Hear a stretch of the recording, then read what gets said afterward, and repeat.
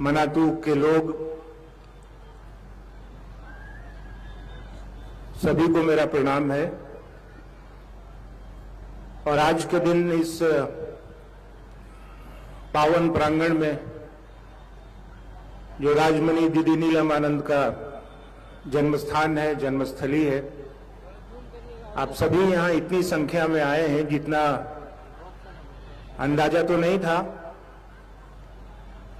लेकिन यहाँ के स्थानीय लोगों ने और पूरे झारखंड के लोगों ने, जहां से भी लोग आए हैं, कार्यकर्ता के रूप में भी जुड़े हुए हैं सभी लोग। सब लोगों की सराहना मैं करता हूं। मैं देख रहा हूं, एक दो दिन से मौका मिला नजदीक से देखने का। सभी लोगों ने बहुत मेहनत करी है। एक बार और मेहनत की आवश्यकता है, क्योंकि ये भाई बहन जहां से भी आए हैं देश के कोने कोने से,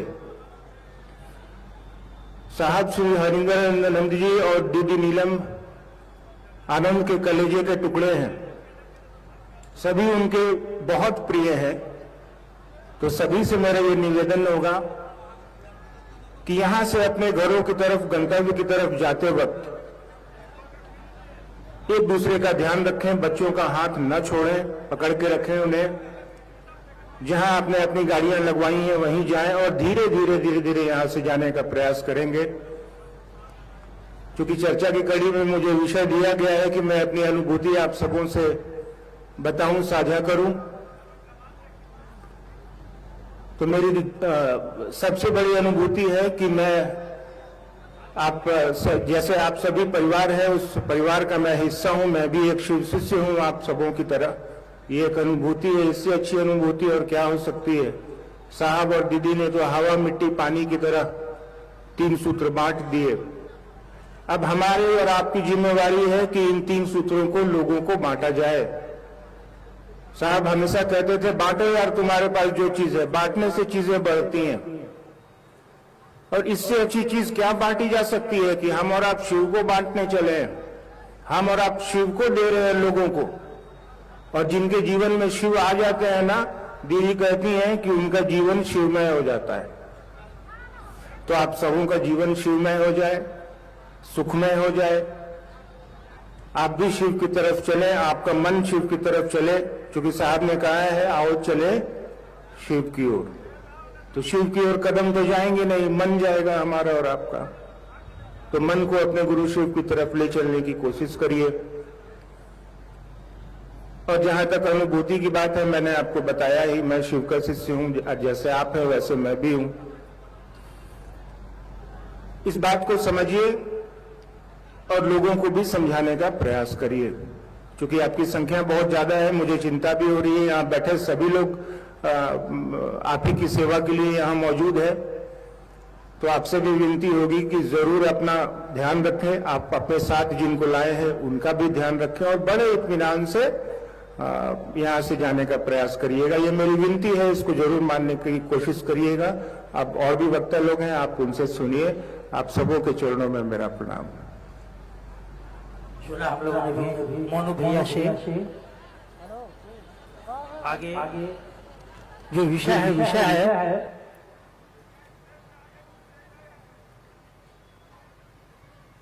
उस विषय से पहले मैं निवेदन करूंगा, भाई यीशु गोस्वामी जो गढ़वा से, भाई यीशु गोस्वामी से निवेदन होगा, एक प्यारा सा भजन अपने गुरु शिव के चरणों में अर्पित करने का कष्ट करेंगे। भाई यीशु गोस्वामी जी गढ़वा से।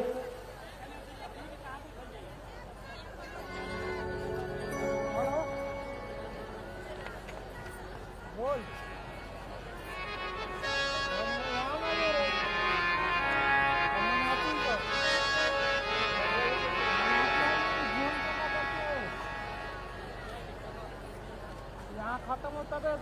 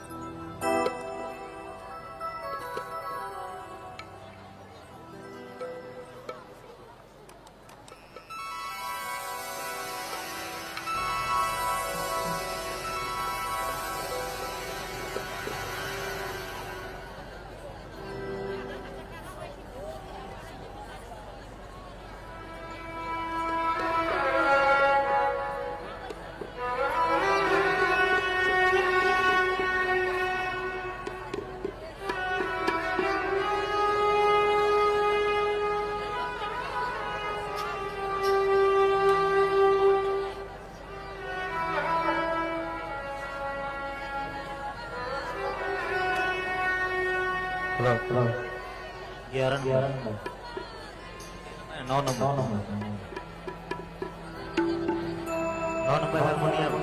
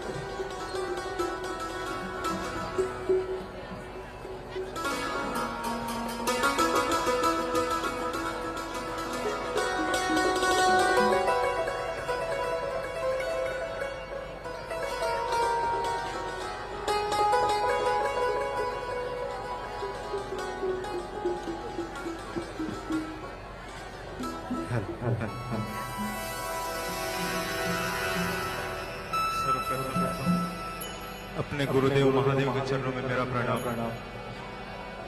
मेरा प्रणाम को स्वीकार करें गुरुदेव। साहब हरिंदर के चरणों में प्रणाम, मेरे प्रणाम को स्वीकार करें। ये नीलम दीदी की जन्मस्थली है, इस जन्मस्थली को प्रणाम, नीलम दीदी को प्रणाम, मेरे प्रणाम को स्वीकार करें। यहाँ पर उपस्थित सभी गुरु भाई गुरु बहन उनके चरणों में मेरा प्रणाम, मेरे प्रणाम को स्वीकार करें। हेलो आउटपुट सही है, आउटपुट सही है।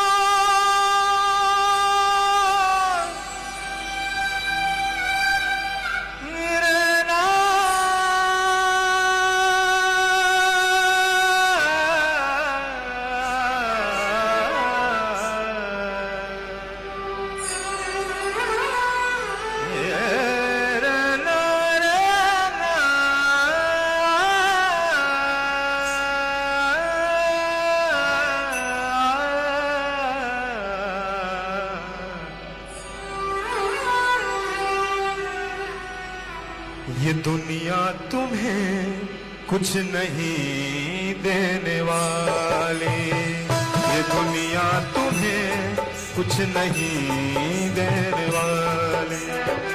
साहब के दर पे चला जा सवाली, साहब के दर पे चला जा सवाली।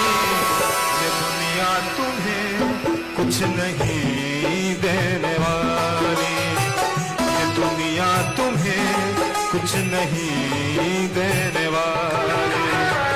हरिंदर के दर पे चला जा सवाली, हरिंदर के दर पे चला जा सवाली। ये दुनिया तुम्हें कुछ नहीं देने वाली, ये दुनिया तुम्हें कुछ नहीं देने वाली।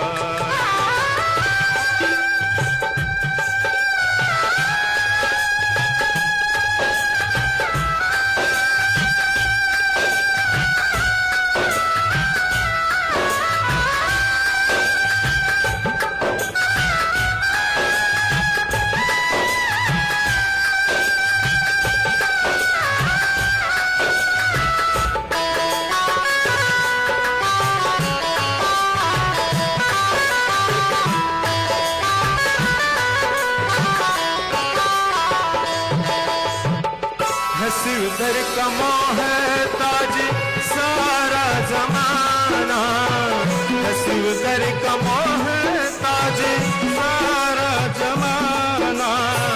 हसी उधर पे दोनों जहां का खजाना, हसी उधर पे दोनों जहां का खजाना। वहां सारी दुनिया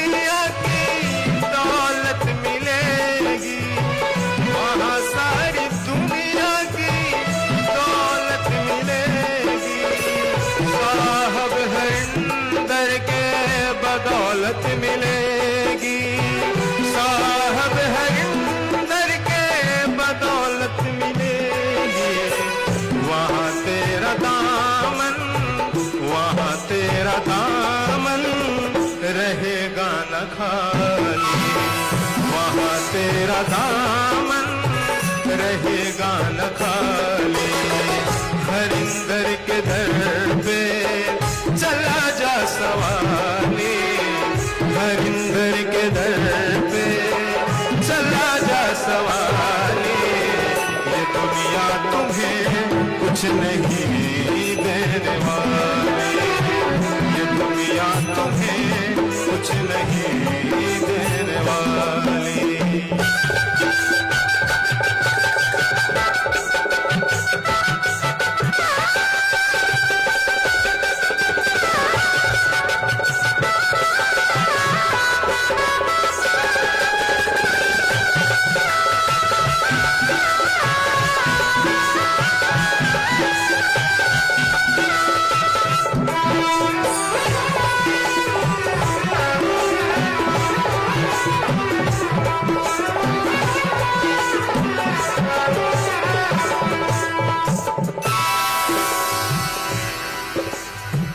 तीन सूत्र को तुमने बताया है, तीन सूत्र को तुमने बताया। दया चर्चा नमन तूने समझाया, दया चर्चा नमन तूने समझाया। तमन्ना है ये है कि हम भी चले, तमन्ना है यह कि हम भी चले। जहाँ तुमने खुद को शिव में समाया, जहाँ तुमने खुद को शिव में समाया। चलो आज कर ले,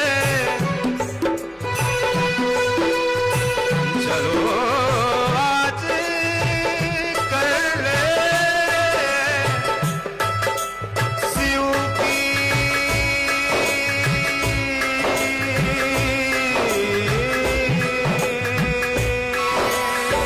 चलो आज कर ले शिव की ख्याली, चलो आज कर ले शिव की ख्याली। ये दुनिया तुझे कुछ नहीं देने वाली, ये दुनिया तुझे कुछ नहीं देने वाली। हरिंदर के दर पे चला जा सवारी, हरिंदर के दर पे चला जा सवारी। ये दुनिया तुझे कुछ नहीं देने वाली, ये दुनिया तुझे कुछ नहीं देने वाली।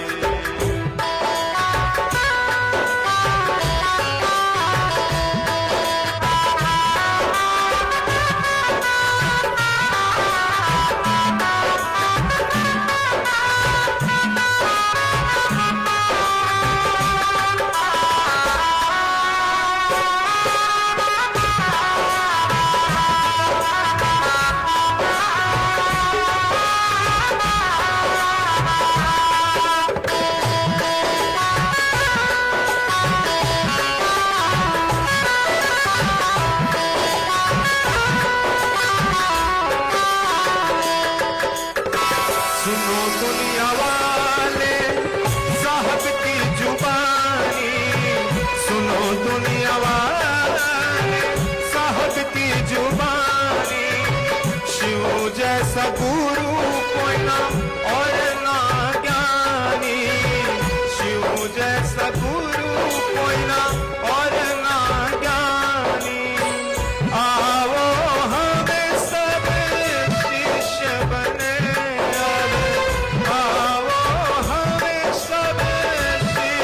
बने अब ना करे हम कुछ मन मानी, अब ना करे हम कुछ मन मानी। तीन सूत्र है, तीन सूत्र है एक प्रणाली, तीन सूत्र है एक प्रणाली। साहब के दर पे चला जा सवार,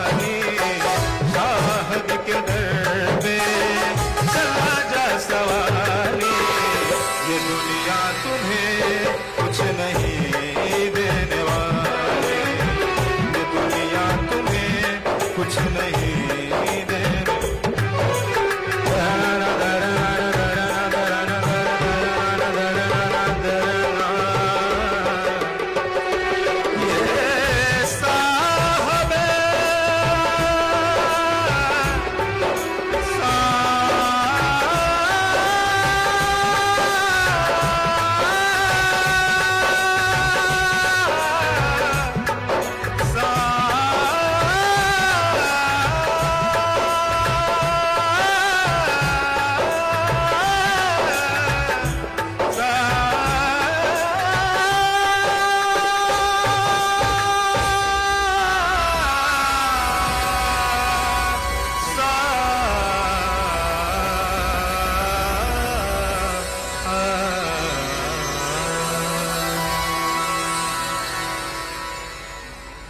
आइए सुना हम लोगों ने भाई ईशु गोस्वामी जी से, ये दुनिया तुम्हें कुछ नहीं देने वाली।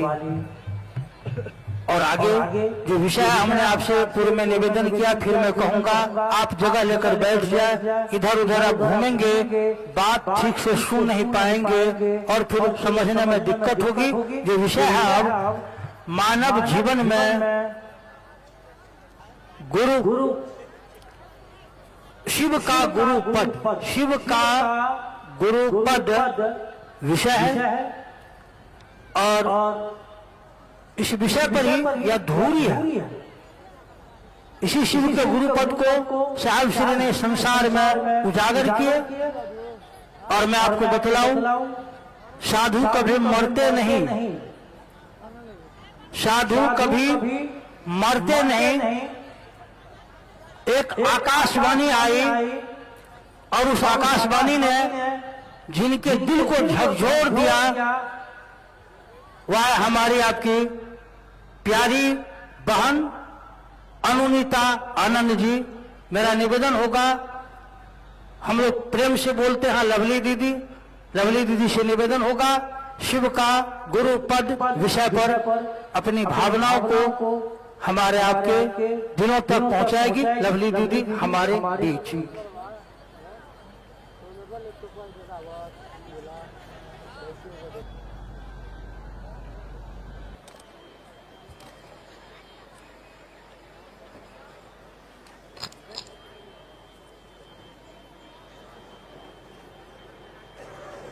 आप सभी को प्रणाम। हम सभी ननिहाल आए हैं। मुझे मालूम है कि आप लोग यहाँ या हम लोग यहाँ चर्चा करने और चर्चा सुनने नहीं आए हैं, सभी को मालूम है। यहाँ हम आए हैं अपनी माँ के घर ननिहाल। जिस जगह पर हम आप बैठे हैं, कई लोगों ने अन्न मिलाकर पढ़ा होगा, जहाँ बैठे हैं हम आप, ये यही गढ़ का पिछला हिस्सा है जहाँ एक साधु बाबा ने रात के अंधेरे में साहब को कहा था कि वो टूटा हुआ शीशा उठाकर देखो। तो साहब ने देखा था, तो साहब ने कहा था कि इसमें मैं थोड़े ही हूँ, ये यही वो जगह है, गढ़ का पिछला हिस्सा। कहानियों में आप लोगों ने सुना होगा, साहब की चर्चा सुनी होगी और अन्न मिलाकर में भी आप लोगों ने पढ़ा होगा, ये वही जगह है।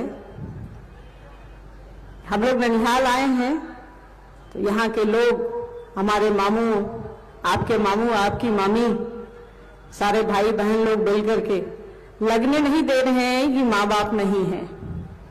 ननिहाल में जैसे स्वागत होता है बच्चों का, वैसे ही हो रहा है, हमारा भी हो रहा है, आपका भी हो रहा है, सभी का हो रहा है। तालियां बजनी चाहिए इन लोगों के लिए, निश्चित रूप से तालियां बजनी चाहिए। अभी हम लोग यहाँ हैं, भैया बात करेंगे, भाभी बात करेंगी आपसे। तो यहाँ हम आप इकट्ठा हुए हैं महादेव गुरु की बात करने को इकट्ठा हुए हैं, पर मुझे मालूम है, हम सबको मालूम है कि बस ये एक औपचारिकता है। यहाँ आए हैं आप और हम इस मिट्टी को प्रणाम करने के लिए, इस धरती को प्रणाम करने के लिए जिसने दी नीलम आनंद को जन्म दिया। साहब का बहुत समय यहाँ गुजरा, साहब का विशेष लगाव है अपने ससुराल से। मेरा देखिए, ये तो बात हो गई अपनों से अपनी बात। मेरा विषय पर आते हैं। मेरा विषय है महेश्वर शिव का गुरु पद। अगर महेश्वर शिव का गुरु पद न होता तो आज हम आप यहाँ इकट्ठा होते क्या, लाखों की संख्या में नहीं होते। वो गुरु हैं, इसीलिए आज हम आप इकट्ठा हैं। किताबें कहती हैं, सभी शास्त्र पुराण उपनिषद कहते हैं कि शिव गुरु हैं। आप रामायण में उठाकर देखें, महाभारत उठाकर देखें, कोई भी ग्रंथ, हमारे सनातन के जो भी ग्रंथ हैं, धार्मिक हो या आध्यात्मिक हो, सभी में ये बात मिलती है कि शिव को गुरु कहा गया है। शंभवे गुरुवे नमः, शिव पुराण में उसकी जो संहिता है, उसका जो चैप्टर है, उसमें 10वें अध्याय में ये लिखा हुआ है, सकला कल रूपाय संभवे गुरुवे नमः। मतलब जो शरीर में है, जो साकार हैं, जो दिख रहे हैं, और जो शरीर में नहीं है, जिन निराकार हैं, वैसे स्वरूप वाले कल्याणकारी शिव को गुरु कहा गया है, उनको नमन किया गया है। गुरु गीता भी कहती है, जो बहुत फेमस किताब है अध्यात्म की, कि गुरु शिव हैं और शिव ही गुरु हैं। बड़े अच्छे से समझाया हुआ है, जैसा ने समझाया है हमको और आपको, कि गुरु शिव हैं और शिव ही गुरु हैं, उनका ज्ञान ही गुरु है। शिव को पकड़े, उनकी दया को पकड़े, एक ही बात है। हमारे सनातन में चलता है गुरुर ब्रह्मा गुरुर विष्णु गुरुर देवो महेश्वर गुरु साक्षात पर ब्रह्म तस्मै श्री गुरुवे नमः। गुरु पद को ये श्लोक सबसे बढ़िया तरीके से समझाता है कि गुरु किसको कहा गया है। गुरु परमात्मा को कहा गया है। गुरु में ही वैष्णवी शक्ति है, गुरु में ही ब्रह्मांडी शक्ति है, गुरु में ही संहार की शक्ति है। मतलब गुरु हमारे अज्ञान को तोड़ते हैं, हमारे अज्ञान को खत्म करते हैं, हमारी अज्ञानता का संहार करते हैं, हमारे भीतर, हमारी बुद्धि में, हमारे मन में ज्ञान का बीज बोते हैं। इसीलिए कहा गया है कि उनमें ब्राह्मणी शक्ति है, वैष्णवी शक्ति और रुद्रात्मिका शक्ति है। सभी सारी शक्तियां उस गुरु में ही हैं और उसी गुरु को परमात्मा कहा गया है, उन्हीं को महेश्वर कहा गया। वही शिव है, वही शंकर है, जो कल्याण करने वाला है वो शंकर है। कहा गया, एक लाइन है ना, शह संग करोति शंकर, जो कल्याण करता है उसको शंकर कहते हैं। वही हमारे आपके गुरु हैं। सभी किताबें कहती हैं। साहब को ये बस ज्ञात हुआ सन 1974 में कि भाई जब परमात्मा को ही गुरु कहा गया है तो परमात्मा को ही गुरु बना लिया जाए। साहब ने ये अपने परिवार में सुन रखा था, दादाजी और दादी माँ से सुन रखा था कि शिव को परमात्मा कहा गया है, और ये श्लोक, इस श्लोक के आधार पर उन्होंने शिव को गुरु बना लिया। और गुरु ऐसा बनाया, रात के अंधेरे में बनाया सन 1974 में, नवंबर के महीने में, गांगी श्मशान में।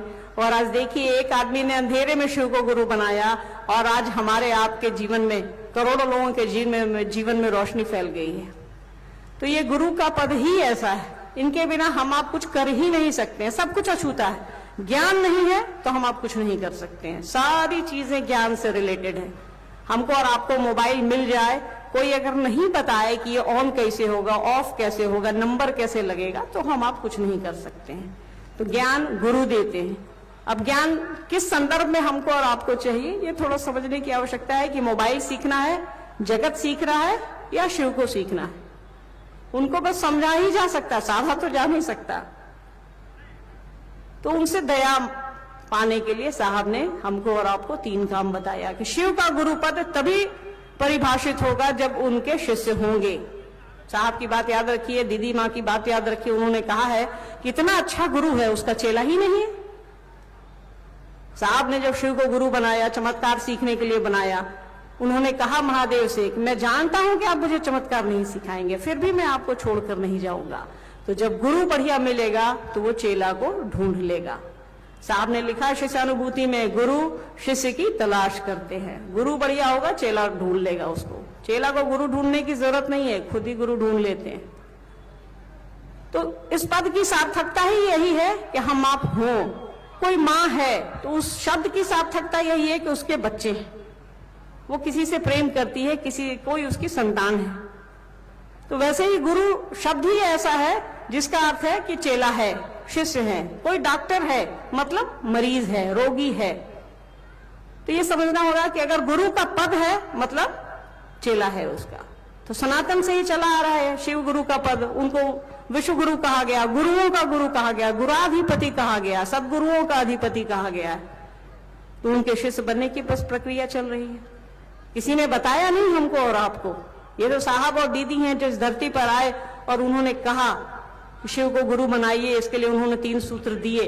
तो इस शब्द को परिभाषित करने के लिए, इस शब्द को पकड़ने के लिए ही, इस भाव को पकड़ने के लिए उन्होंने 3 सूत्र दिया है हमको और आपको। 3 सूत्र नहीं होता तो गुरु शिव हैं ये मात्र किताबों में रह जाता। साहब ने हमको और आपको तरीका बताया कि कैसे शिव को गुरु बनाया जाए, कैसे इस शब्द को, गुरु शब्द को परिभाषित किया जाए। चेला होगा तभी कोई गुरु है, शिष्य होगा तभी कोई गुरु है। शिव है हमारे आपके लिए, वो हमको और आपको सिखाते हैं, आचरण से सिखाते हैं, इसीलिए उनको आचार्येंद्र कहा गया है, जगताचार्य कहा गया है। वो तो उनके इस जो उनका जो पोजीशन है इस संसार में, जो उनकी एक जगह जो है वो गुराधिपति की है, गुरुओं के अधिपति हैं। परमात्मा है, परमेश्वर है, महेश्वर है, सब कुछ वही है। इसके साथ साथ वो गुरु भी हैं। रामायण में कहा गया है कि गुरु कैसा हो तो शंकर जैसा हो, शंकर रूपिणो, मतलब जो पहले से है उसी से आप तुलना कर सकते हैं।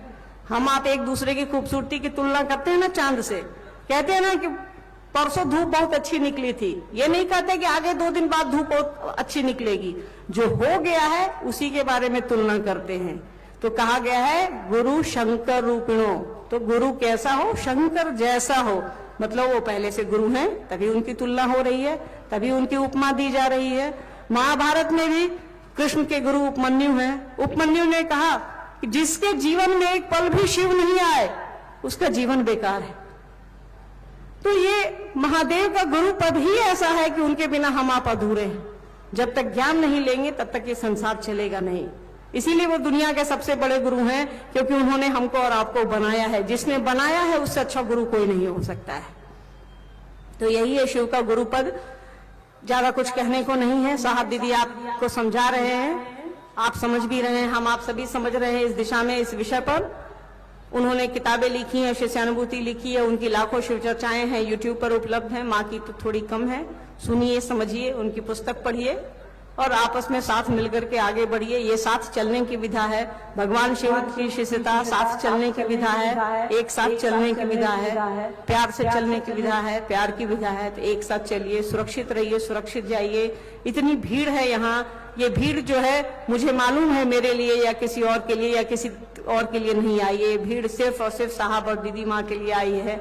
आप सिर्फ उनके लिए आए हैं, उनकी इस जगह के लिए आए हैं। हम सभी को मालूम है, हम सभी ये समझते हैं, आप सभी का स्वागत करते हैं। आपको कुछ कठिनाइयां भी हो रही हैं, हमें मालूम है। थोड़ी मदद की जरूरत है आपसे भी, और हम लोग भी लगे हैं, सारे लोग, सारे गुरु भाई गुरु बहन कार्यकर्ता यहाँ के लगे हैं। लगभग 1000 कार्यकर्ता अनु भैया ने बनाया है, वो सभी आपकी मदद के लिए लगे हैं। तो सुरक्षित जाइए, अच्छे से घर पहुंचिए। आपका सुरक्षित घर पहुंचना हम सभी की जिम्मेदारी है। तो जब तक आप सुरक्षित घर नहीं पहुंचेंगे, हम सभी की जिम्मेदारी पूरी तरह से वहन नहीं होगी। अभी आएंगी भैया, बात करेंगे आपसे, भाभी बात करेंगी। आप सभी के चरणों में मेरा प्रणाम। सुना हम लोगों ने लवली दीदी से शिव का गुरु पद और बहुत सारी बातें। मैं जो अगला विषय है, अगला विषय आप भी बोलते हैं कि अरे अब तो हमारा संसार का सारा संबंध छूटता जा रहा है। जो मेरे गुरु भाई हैं, मेरे गुरु बहन हैं, वही मेरे अपने हैं। विषय है अपनों से अपनी बात, अपनों से अपनी बात। और इस विषय पर मैं प्रार्थना करना चाहूंगा। हमारे आपके बीच अर्चित आनंद भैया उर्फ अनु भैया मौजूद हैं। अर्चित आनंद भैया से मेरा निवेदन होगा, हम प्रार्थना करना चाहेंगे। अपनों से अपनी बात, 2 शब्द आप हमारे दिलों में महादेव की दया और साहब श्री दीदी जी के आशीर्वाद से रखने का कष्ट करेंगे। अनु भैया हमारे बीच।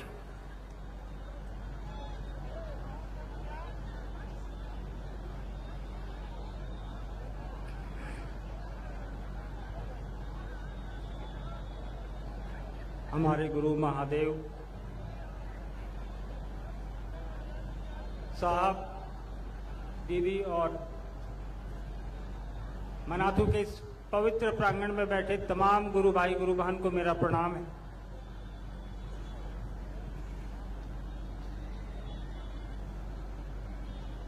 वर्षों बाद एक आयोजन मनातू गढ़ के इस प्रांगण में अपने गुरु शिव की बात करने, उनकी बात सुनने और उनकी बात सुनाने के लिए आयोजित किया गया।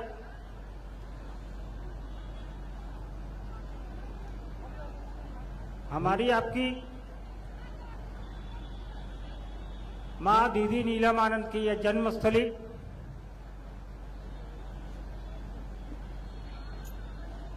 और हमारी भी ये जन्मस्थली है।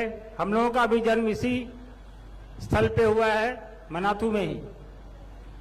तो विशेष लगाव तो है मनातू से हम लोगों का।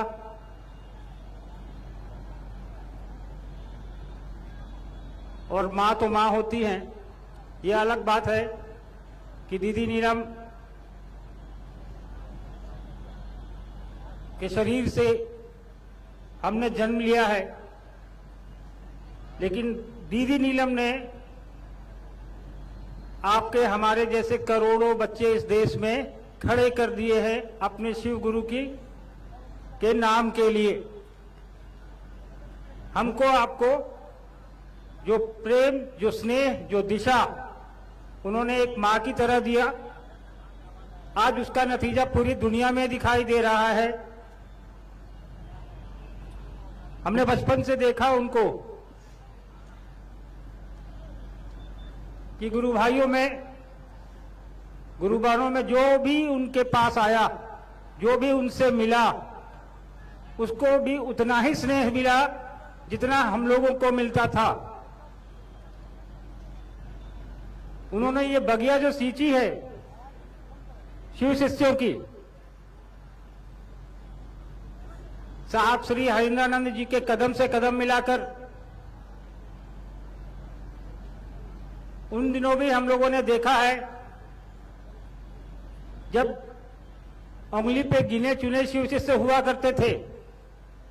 साहब और दीदी घंटों लोगों को समझाते थे, अपना खिलाते थे, अपनी गाड़ी पे बुलाते थे, अपनी गाड़ी से उनको घर भी पहुंचाते थे, इस उम्मीद में कि यह व्यक्ति शिव को अपना गुरु बना लेगा।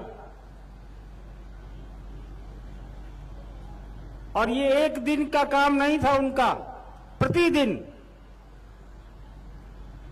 दीदी नीलम आनंद की जन्मभूमि पर आप बैठे हैं।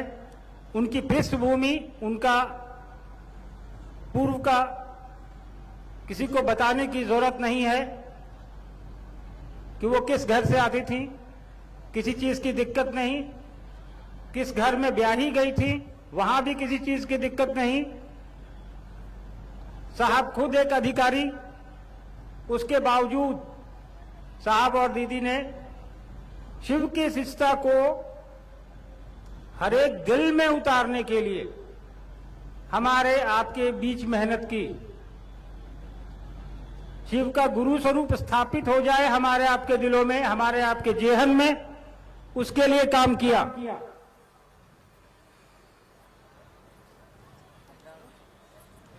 एक पुत्र होने के नाते थोड़ा सा आप लोगों से ज्यादा हिस्सा मुझे प्राप्त है, वो स्वाभाविक भी है, लेकिन वो सांसारिक होता है। हर मां के लिए उसका पुत्र, उसकी पुत्री जो है प्रिय होती है। लेकिन अध्यात्म में, शिव की शिष्यता में साहब और दीदी ने कोई भेद नहीं किया अपने घर के लोगों में और शिव के शिष्यों में।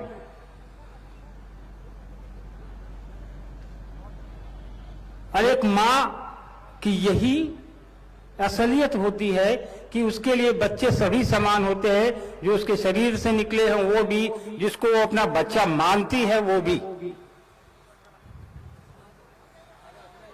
एक छोटा सा किस्सा सुनाता हूं मैं आप लोगों को।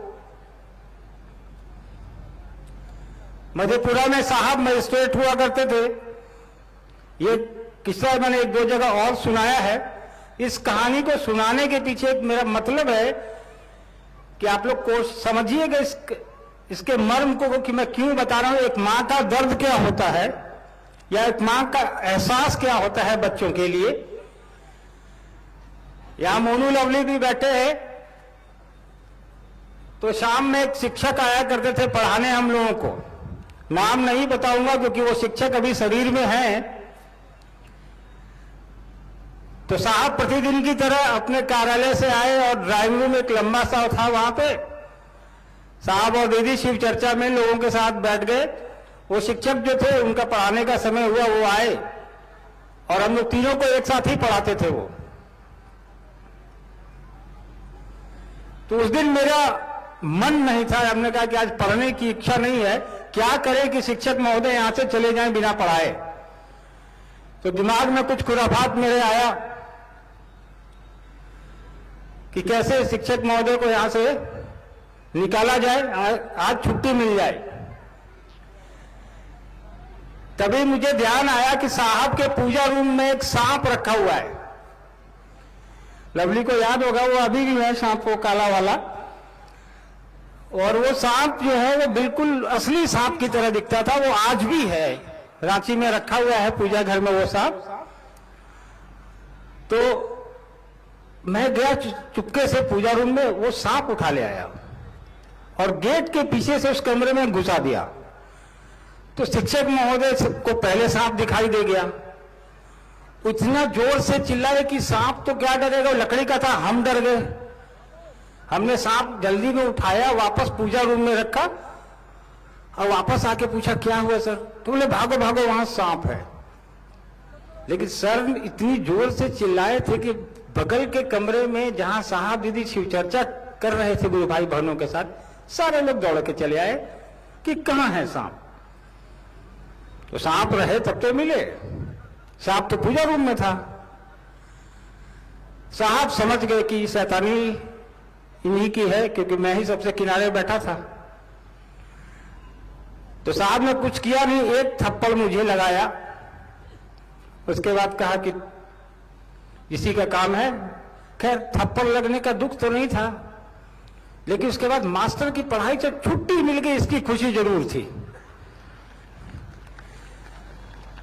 मास्टर साहब तो चले गए कि आज नहीं पढ़ाएंगे, डर गए थे।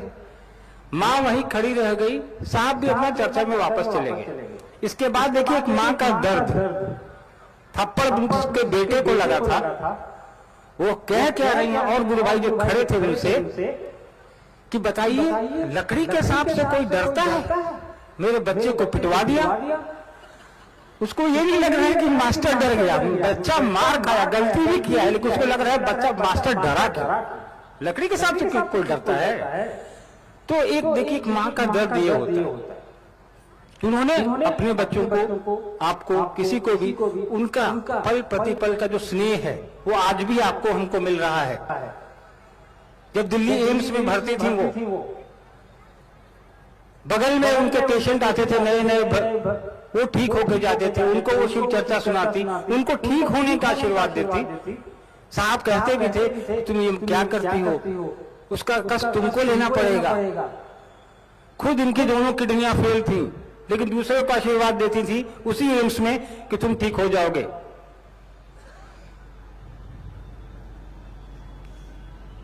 तो आप और हम उस मां की भूमि पर आए हैं, उस मां से आशीर्वाद लेके वापस जाएंगे कि जो उन्होंने रास्ता दिखाया है उस पर हम और आप चल सकें। उनके सभी अपने हैं, कोई पराया नहीं है। जो यहाँ आया है वो भी उनका है, जो सुन रहा है वो भी उनका है, जो मनातुल नहीं आ पाए हैं वो भी उनके हैं, और जो गुरु भाई गुरुबन नहीं है वो भी उनके अपने हैं। और साहब ने उस महादेव से जुड़ने को आपको हमको बोला जिसकी पूरी सृष्टि है, जिसने पूरी दुनिया बनाई है। तो महादेव के तो सभी अपने हैं, तो शिव के शिष्यों के भी सभी अपने ही होंगे। शिव का शिष्य कभी भेद नहीं कर सकता, कभी किसी को अपने से दूर या अलग करने की नहीं सोच सकता। वैसे भी शिष्य का मतलब ये होता है अनुशासन में रहने वाला। आप और हम महादेव के शिष्य हैं। अनुशासन में रहना हमको आपको सिखाया है साहब दीदी ने। इतनी बड़ी संख्या में आप और हम यहां मौजूद हैं। पलामू जिले के सक्रिय लोग अन्य भी जिलों से कार्यकर्ता स्वयंसेवक गुरु भाई गुरु बहन यहाँ पिछले 4 दिनों से लगे हैं। हमारे मामा लोग ने लगातार कोशिश की है कि आप लोगों की मदद कर सके, बेहतर व्यवस्था दे सके, लेकिन छोटी जगह है, कुछ त्रुटियां रही होंगी, तो ये आपका भी घर है, इसे उन त्रुटियों को नजरअंदाज करिए। हम और आप शिव के शिष्य हैं, अपने साहब के माल बताए रास्ते पर चलने वाले लोग हैं, दीदी के घर आए हैं, उतनी ही बेहतर तरीके से हम वापस भी होंगे जितना बेहतर तरीके से हम आए हैं। वापस जाने के लिए आपके पास सुविधाएं हैं, जैसे आप आए हैं वैसे ही जाएंगे, लेकिन हम आप लोगों से अनुरोध करेंगे कि जो लोग बाहर हैं वो धीरे धीरे निकलेंगे, अंदर बैठे लोग अपनी जगह बैठे रहेंगे। जब कार्यक्रम समाप्त होने के बाद भी भजन चलता रहेगा, धीरे धीरे लोग अपने आगे वाले को जाने देंगे। पहले मैं ज्यादा समय नहीं लूंगा, दूर है, आप लोग जहां से भी आए हैं वापस भी जाना होगा। अभी बरखा जी भी आई हैं। हमारी एक इच्छा है, हम अपने मामा लोगों से एक इच्छा जाहिर करते हैं, अगर आप लोग हमारी इच्छा का समर्थन करेंगे तो जवाब देंगे। हम चाहते हैं, या पूरा परिवार हमारा चाहता है कि मनातू में दीदी की स्मृति में एक भवन बने। मामा लोग से कहते हैं कि थोड़ा जमीन हम लोग को दे दें, ताकि हम लोग दीदी की स्मृति में एक यहाँ भवन बना सके। बहुत लोग दर्शनार्थ यहाँ आते हैं तो उनकी सुविधा भी हो जाएगी, स्मृति में भवन भी बन जाएगा, कुछ लोगों को आराम भी मिल जाएगा। चलिए, इस उम्मीद में कि फिर दोबारा मुलाकात होगी इसी जगह पे, हो सकता है इससे बड़ी जगह पर हो। बरखा जी अभी आपके बीच आएंगी, ध्यान से सुनिएगा। आप सभी को मेरा प्रणाम है। अपनों से अपनी बात और इस अपनों से अपनी बात में एक भांजा का मामा से मांग हो और मामा अस्वीकार कर दे, कतई संभव नहीं है। मामा को तो स्वीकार है ही, हम लोगों को भी यह संकल्प लेना होगा कि यहाँ हम लोग दीदी जी का एक स्मृति भवन बनाएंगे। आइए, हमारे आपके बीच बरखा दीदी आएगी, उससे पहले एक भजन आप लोग सुनना ही चाहेंगे। एक भजन के लिए हम निवेदन करेंगे, भाई चंदन जी जो सहरसा से हैं, भाई चंदन जी से मेरा निवेदन होगा, एक भजन अपने गुरु शिव के चरणों में अर्पित करने का कष्ट करेंगे। और आप तमाम भाई बहनों से निवेदन होगा, भजन का आनंद लेते हुए जो खड़े हैं जहां कहीं भी कृपया बैठ जाए, जो खड़े हैं वे बैठ जाए। एक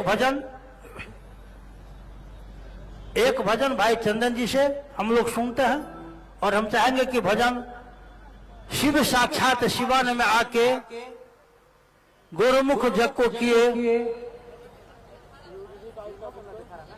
भाई चंदन जी से हम लोग सुनते हैं एक भजन।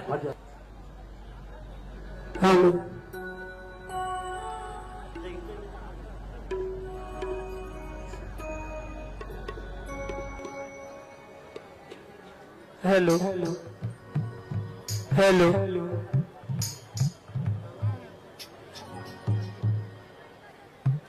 साहब दीदी के चरणों में मेरा प्रणाम। हेलो,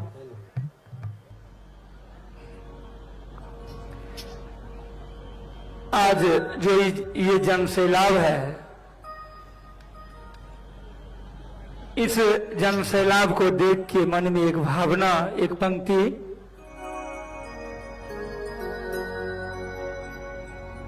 हम सब आए हैं, हम सब आए हैं। कहाँ आए हैं? अपने अपने ननिहाल, आके हो गए निहाल, हम सब आए हैं। आइए, प्यारा सा भजन।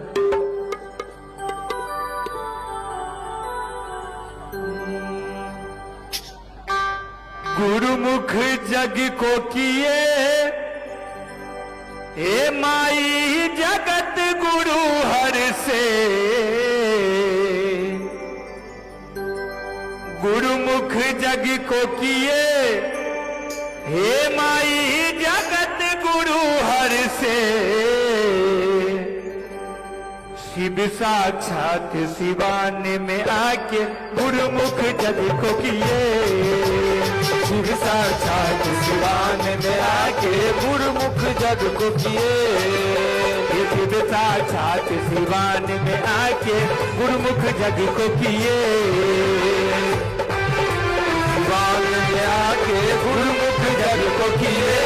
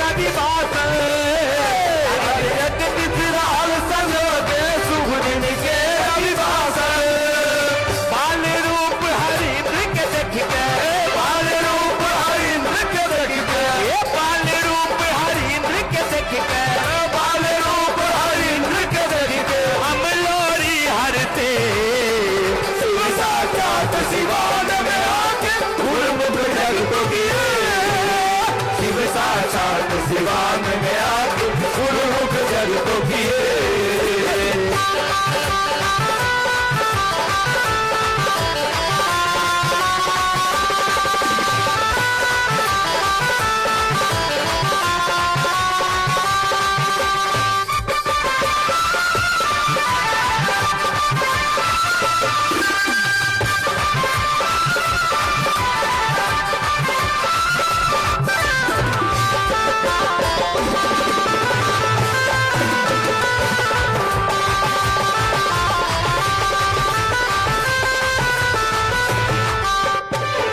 और साहब के माता जी का नाम क्या है, थोड़ा गौर करेंगे।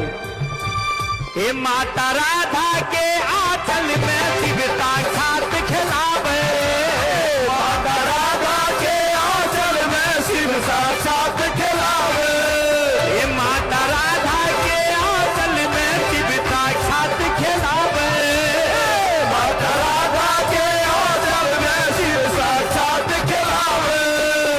बाबू विश्वनाथ जगत में शिव के सगरे घुमावे, बाबू विश्वनाथ जगत में शिव के सगरे घुमावे।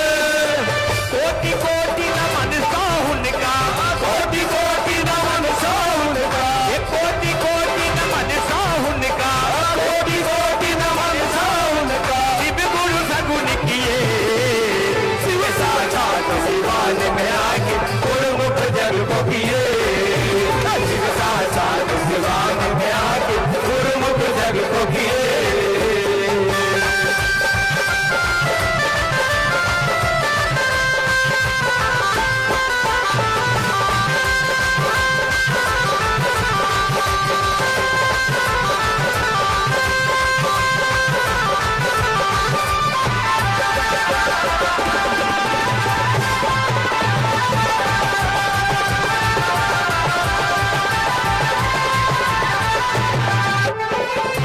और ये पंक्ति दीदी के लिए है, गौर करिएगा। दीदी जिस दिन जन्म ली थी उस दिन नाग पंचमी था। नाग पंचमी दीदी जी स्टेट मना तू प्रगटे, नाग पंचमी दीदी जी स्टेट मना तू प्रगटे, नाग पंचमी दीदी जी स्टेट मना तू प्रगटे, नाग पंचमी दीदी जी स्टेट मना तू प्रगटे। जिस घर में दीदी की जन्म हुआ उस घर के ऊपर में नाना और नानी का फोटो लगा हुआ है, आप लोग देखे होंगे। नाना जी का नाम और नानी जी का नाम थोड़ा गौर कीजिएगा। नाग पंचमी दीदी जी स्टेज मना तू प्रगटे, नाग पंचमी दीदी जी स्टेज मना तू प्रगटे। बाबू जगदीश्वर माता भूमिका देख मुदित मन हरते, बाबू जगदीश्वर माता भूमिका देख मुदित मन हरते। ये चांद सूरज नीलाम हरिंद्र, चांद सूरज नीलाम हरिंद्र। जल थल अनल अनिल शिव गुरु, जल थल अनल अनिल शिव गुरु। नभ मंडल तरते शिव साक्षात शिवान में आके गुरुमुख जग को किए, शिव साक्षात शिवान में आके गुरुमुख जग को किए।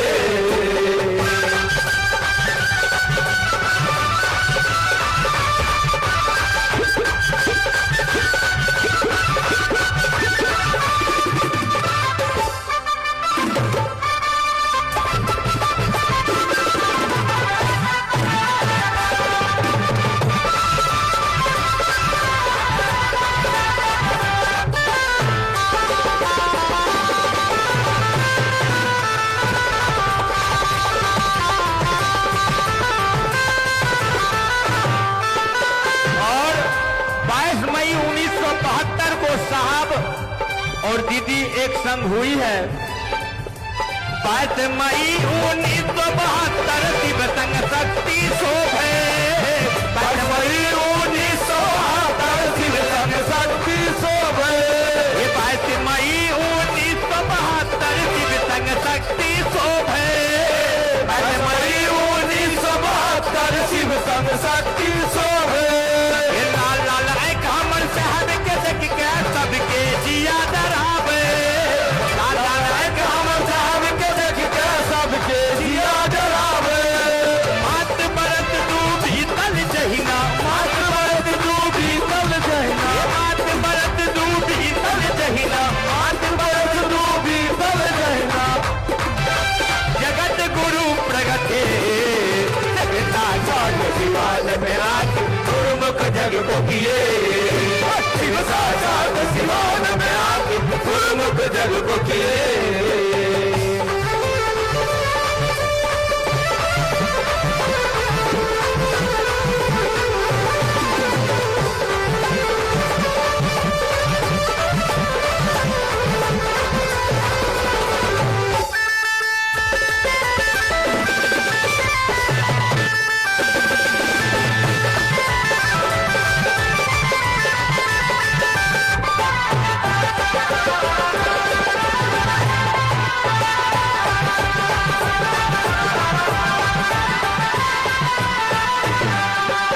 सन 1974 आरा समतान बुलावे, सन 1974 आरा समसान बुलावे। सन 1974 आरा समसान बुलावे, सन 1974 आरा समसान बुलावे। 26 बरस के युवा हृदय का युवा गुरु बहरावे, 26 बरस के युवा हृदय का युवा गुरु बहरावे। स्वयं सदा शिव हरिद्र में बस के, स्वयं सदा शिव हरिद्र में बस के, स्वयं सदा शिव हरिद्र में बस के, स्वयं सदा शिव हरिद्र में बस के। अपने से जोड़े शिव साक्षात शिवान में आके गुरुमुख जग को किए, शिव साक्षात शिवान में आके गुरुमुख जग को किए।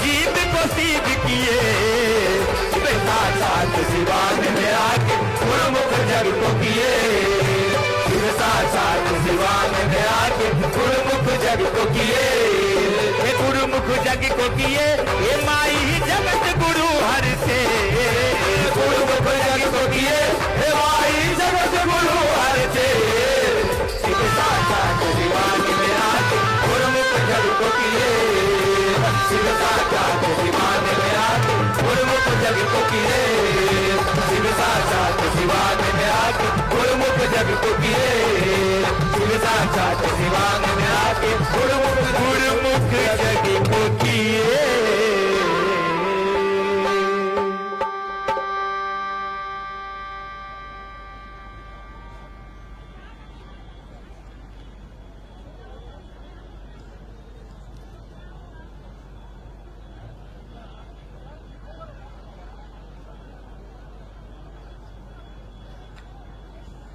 हेलो हेलो मैं टेस्टिंग हेलो।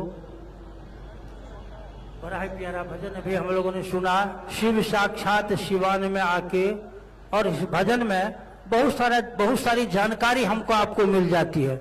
आइए इस कार्यक्रम में बड़ी दूर दूर से, जैसा कि भी हमारे आपके मन में भी यही भावना है, हम जा रहे हैं अपने ननिहाल, आए हैं ननिहाल, लेकिन एक हम लोगों को मुद्दा मिला कि शिव गुरु महोत्सव है, उसमें भाग लेंगे। अगला जो विषय है, इस विषय पर यदि आप इसको ठीक से गौर से नहीं आप सुनेंगे, मन चित्त को स्थिर कर बैठकर, तो फिर हमारा आना जाना, इतना जो हमारा धन का व्यय हुआ, लगेगा कि सारा बेकार चला गया। इसीलिए आप तमाम भाई बहनों से मेरा निवेदन और प्रार्थना होगा, आप बैठ जाए। हमने पहले भी निवेदन किया, भजन होते होते हम लोग चैन से बैठ जाए। इस भारत में आध्यात्म की दुनिया में किसी ने यह बात नहीं कहा कि शिव के बिना आदमी का जीवन क्या होगा। यह बात भी किसी ने नहीं कहा कि यदि कोई व्यक्ति शिव के साथ चलेगा, शिव के साथ चलने का संकल्प लेगा, निर्णय लेगा, तो उस व्यक्ति के जीवन की क्या दशा होगी, क्या दिशा होगी। यह बात इस ब्रह्मांड में पहला व्यक्ति जिन्होंने कहा है, जिनका नाम है साहब श्री हरिंद्रानंद जी, एक शिव शिष्य के रूप में उन्होंने पूरी दुनिया को यह संवाद दिया, आओ चले शिव की ओर, आओ चले शिव की ओर। इसी विषय पर मैं निवेदन करूंगा, प्रार्थना करूंगा। हमारे आपके बीच दीदी बरखा आनंद जी मौजूद हैं। इस विषय पर बरखा दीदी आओ चले शिव की ओर विषय पर अपने दिल के उद्गार को हमारे आपके बीच परोसने का काम करेगी। दीदी बरखा हमारे आपके बीच।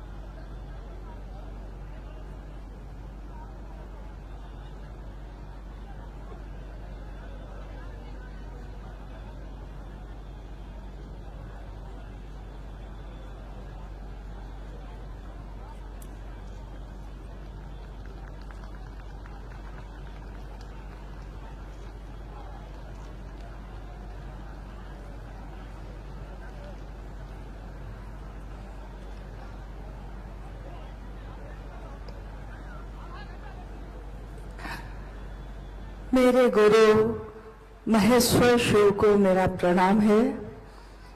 इस कालखंड के प्रथम शिव के शिष्य, हम सबों के परम आदरणीय वर्ण गुरु भ्राता साहब श्री के चरणों में मेरा प्रणाम है। शक्ति स्वरूपा मां नीलम आनंद जी के चरणों में मेरा प्रणाम है। और मनातू की इस पावन भूमि पर, मां नीलम आनंद जी की जन्म स्थली पर उपस्थित आप सभी गुरु भाई गुरु बहन और इस पावन भूमि को भी मेरा प्रणाम है। हम सबका परम सौभाग्य है कि आज 18 जनवरी 2026 का ये शिव गुरु महोत्सव साक्षी बन रहा है। असंख्य गुरु भाई गुरु बहनों का, शिव शिष्यों के इस सैलाब का मां नीलम आनंद जी और साहब श्री ने जो चाहा उसका मूर्त रूप होकर जो उतरा है इस धरा पर, उच्च शिव शिष्यता का शिव गुरु महोत्सव जो यहां आयोजित हुआ है, वर्ष 2012 के बाद, इतने वर्षों के बाद आज यहां पुनः सभी गुरु भाई गुरु बहन एक साथ इकट्ठे हुए हैं और सबके मन में एक ही मनसा है कि इस भूमि का स्पर्श कर ले जो इतनी पावन है, जिसने शक्ति स्वरूपा मां भगवती स्वरूपा दीदी नीलम आनंद जी का जन्म स्थान होना स्वीकारा है। और आप जानते हैं कि जब नाग पंचमी के दिन 27 जुलाई 1952 को दीदी नीलम आनंद जी का जन्म इस स्थान पे हुआ था, तो ये घटना है कि उस दिन उस बिस्तर के नीचे असंख्य सांप के बच्चे गुच्छे में लिपटे हुए पाए गए थे और सबको वहां से उठवाकर सुरक्षित बाहर जंगल में रखा गया। परंतु आज भी अचरज है इस बात का कि इतने सांप के बच्चे एक साथ उस बिस्तर के नीचे कहां से आए, कैसे आए, कोई नहीं जानता। मनातू की यह धरती मां नीलम आनंद की जन्मस्थली के साथ साथ इस बात की साक्षी भी है कि उसने साहब और दीदी के परिणय सूत्र का भी दर्शन किया। यानी 22 मई सन 1972 को इसी स्थान, इसी धरती पे साहब और दीदी का विवाह भी संपन्न हुआ।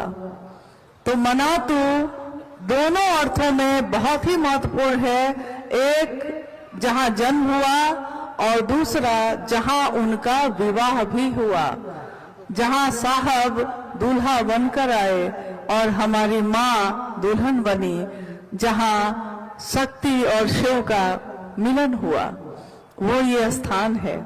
और आज हम सभी उस स्थान पे बैठे हैं और मेरी अनुभूति है ये कि जब से हम लोग आए हैं मनातू में, लगता है जैसे कि हर जगह आगे आगे साहब और दीदी ही चल रहे हैं और हम सब उनके पीछे पीछे उनकी संतान, जिसको उस कोख ने शरीर से जन्म नहीं दिया परंतु अपने मन में जन्म दिया। मां नीलम, राजमणि नीलम आनंद जी ने लाखों राजमणि नीलम को पैदा किया। अभी आपने भजन में सुना कि मवार जगदीश्वर जीत सिंह जी और भूमिका देवी की पुत्री राजमणि नीलम जी के बारे में। उन्होंने एक राजमणि नीलम का जन्म देने का श्रेय प्राप्त किया, परंतु उस राजमणि नीलम ने असंख्य लोगों को अपने स्वरूप बनाकर इस धरती के कोने कोने में भेजा, जहां गली गली में आज शिव की चर्चा हो रही है। ऐसी लागी लगन कि मां हो गई मगन, वो तो गली गली हरि गुण गाने लगी। महलों में पली 7 आंगन का ये घर, जिसमें सारी सुख सुविधाएं थी, जिसमें उनका जीवन विचरण कर रहा था। महलों में पली बन के जोगन चली, वो तो शिव की दीवानी कहाने लगी। ऐसी लागी लगन और साहब के साथ कदम से कदम मिलाकर शिव की शिष्यता में वो चल रही है। शिव की शिष्यता इतनी पावन है, इतनी पावन है, जिसमें शिव के गुरु स्वरूप के बारे में हमारे साहब श्री ने कहा कि शिव गुरु हैं और ये कौन शिव हैं? वो शिव चारों दिशाएं जिसका वस्त्र हो, 27 नक्षत्रों पे नाचता ये काल, जिनके नियंत्रण में हो, वो शिव जो नटराज है, जो महाकाल है, जो महामृत्युंजय है, जो महाकालेश्वर हैं, जो महाकपालेश्वर हैं, जो महाऔढ़ेश्वर हैं, जो उमा के पति भी हैं, जो भोला भी हैं और जो न जाने क्या क्या हैं, परंतु वो महादेव मेरे आपके गुरु भी हैं।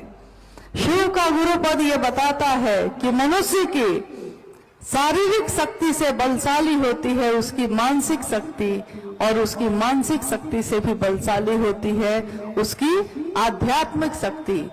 इसी इंसान के शरीर में अगर कोई अध्यात्म से जुड़ाव करता है तो वो एक पत्थर भी अगर तबीयत से उछालता है तो उसमें आसमान में भी सुराख होने की बिसात है, उसमें आसमान में भी सुराख हो सकता है। इंसान की इच्छा में इतना बल है, इतना बल है, इतना बल है।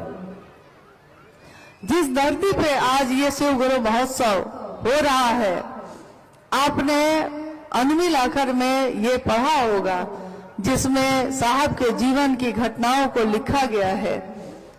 उसमें लिखा गया है कि मनातू बंगला के, मनातू का जो ये घर है जो आज खंडहर बन गया है, परंतु आज भी उसके कुछ अवशेष शेष हैं और कुछ घर भी बने हुए हैं जिसमें माँ के भाई भाभी, उनके भतीजे भतीजी, बहन बहनोई, सभी लोगों का आना जाना, पूरे लौकिक परिवार का आना जाना लगा रहता है। इस धरती पे जब वो पाटन में, इसके बगल में, मनातू के बगल में एक जगह है पाटन, जब साहब पाटन में पदस्थापित हुए, 1980 के दशक की ये घटना है कि वहां से मनातू बिल्कुल बगल में है, तो साहब और दीदी अक्सर मनातू आते रहते थे। पाटन एक ऐसी जगह है जो पलामू में ही है और मनातू से कुछ ही दूरी पे है। साहब और दीदी के जीवन के बहुत सारी चमत्कारिक घटनाएं यहाँ हुई और उसी दरमियान एक घटना होती है। साहब ने 1974 में शिव को अपना गुरु बनाया। 1980 का दशक चल रहा है। पाटन में वो बीडीओ बनकर पदस्थापित हैं। अक्सर अपने ससुराल मनातू आते रहते हैं और ये वो समय है जब मनातू का ये घर जो आज खंडहर हो गया, जो उस समय बिल्कुल सही था, सही अवस्था में था, इसके चारों तरफ जंगल ही जंगल थे, बगीचे थे, जंगल थे। जहां हम और आप आज मैदान में बैठे हैं, इस मैदान में उस समय जंगल थे। और साहब ने अपने जीवन की घटना को, माँ ने अपने जीवन की घटना को जो बताया है, उसमें इस स्थान की जो घटना है वो बड़ी महत्वपूर्ण है शिव शिष्टता में। घटना क्या है? घटना है कि पाटन से साहब और दीदी मनातू आए। मनातू में वो घर में है, रात हो गई है, चांदनी रात है, चारों तरफ चांद की रोशनी बिखरी हुई है और चांद की उस रोशनी में साहब और दीदी कहते हैं कि चलिए थोड़ा टहल के आते हैं। साहब और दीदी अपने घर के दरवाजे से बाहर निकले और पास में, यानी जहां आप हम बैठे हैं आज, इस स्थान पे जो जंगल है उसमें विचरण करने के उद्देश्य से पैदल पैदल ही लेकर अपने आप को के साथ निकल पड़े। साहब ने घर से निकलते समय हाथ में एक बंदूक भी उठा ली, क्योंकि बंदूक रखी रहती थी उस समय, और दोनों विचरण करते हुए जंगल में आए हैं। चांदनी रात है, रोशनी है चारों तरफ। उस जंगल में उन्होंने अचानक देखा कि उस चांद की रोशनी में एक अघोरी जो साधु के वेश में बैठा हुआ है, साधु बैठे हुए नजर आ रहे हैं। साहब ने प्रणाम किया। प्रणाम। मां नीलम आनंद जी भी नजदीक आ गई, उन्होंने भी प्रणाम किया। साहब ने उस साधु से कहा, कल्पना करिएगा कि इसी स्थान की वो घटना है और यहीं पे वो जंगल था उस समय। साहब ने कहा, आप अकेले यहाँ क्या कर रहे हैं? साधु ने कहा, तुम अकेले 15 वर्षों तक शमशान में क्या करते रहे?